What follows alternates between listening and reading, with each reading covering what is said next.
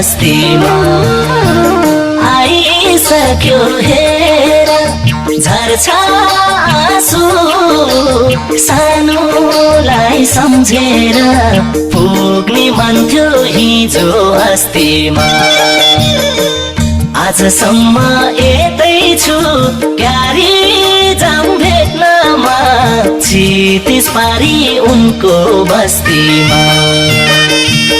आजसम्म यतै छु क्यारी जाम भेट्नमा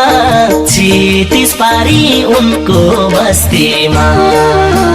चाडपर्वमा भाइनी आउँदैन सानो